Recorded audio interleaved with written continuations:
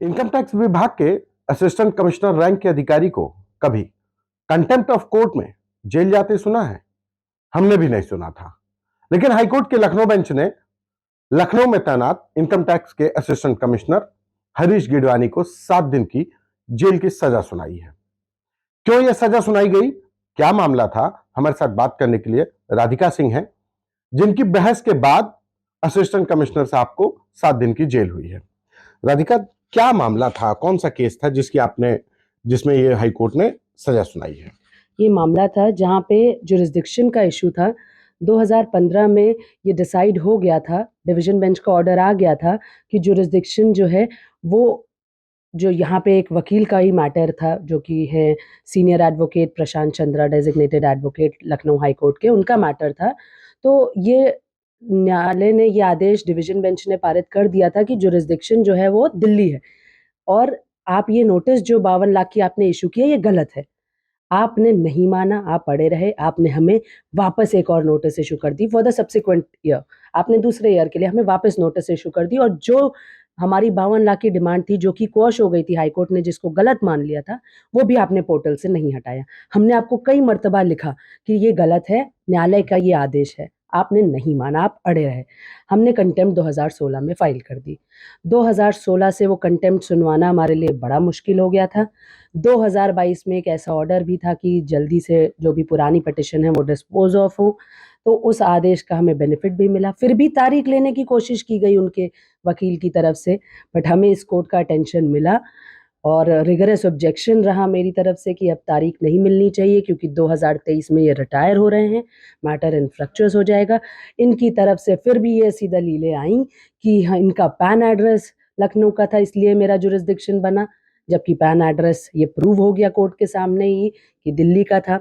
इनकी तरफ से कई बार ये कहा गया कि नहीं, हमारे पास जुरिस्डिक्शन है, जो कि प्रूव हो गया कि न्यायालय अगर कह रही है, आपका एक्ट कह रहा है कि अगर आपको फिर भी कोई कंफ्यूजन थी जुरिस्डिक्शन की तो आप सेक्शन 124 क्लॉज 2 में chief commissioner of income tax को रेफर कर देते। आपने क्यों नहीं मैटर रेफर किया? इनके पास कोई जवाब नहीं था इसका। ये सब देखते हुए कोर्ट को बहस के दौरान कहीं ना कहीं ये भी बहस हुई कि यहाँ पे सिर्फ मिसयूज ऑफ पावर नहीं है अथॉरिटी की तरफ से, बल्कि अब्यूज ऑफ पावर है। किस तरह पावर, वो भी इनकम टैक्स ऑफिसर जिन पे हम इतना फेथ करते हैं, जिनको हमने अथॉरिटी दी है कि वो हमें ठीक से गवर्न करें, ये कहीं ना कहीं कोर्ट को लगा, समझ आया, तभी ऐसी पनिशमेंट और एक मैसेज जाने के लिए कि यहाँ रूल ऑफ लॉ है, यहाँ राज सिर्फ कानून का है। हाईकोर्ट ने फिर 7 दिन की सजा और 25,000 का जुर्माना लगाया है, क्या उसमें डायरेक्शन दिए गए? बिल्कुल, जब 16 तारीख को ये आदेश पारित हुआ 1 बजे के करीब, तो 3 बजे इनको सरेंडर करने को कह दिया गया था और रजिस्ट्रार के सामने, पर इनके वकील मनीष मिश्रा साहब की तरफ से रिक्वेस्ट आई और इन्होंने इन पर्सन भी मर्सी प्ली किया, जो कि इन्होंने बहस के दौरान, जो कि 1-1, 2-2 घंटे बहस चली है, उन्होंने कहीं भी apology, unconditional bona fide apology tender नहीं की।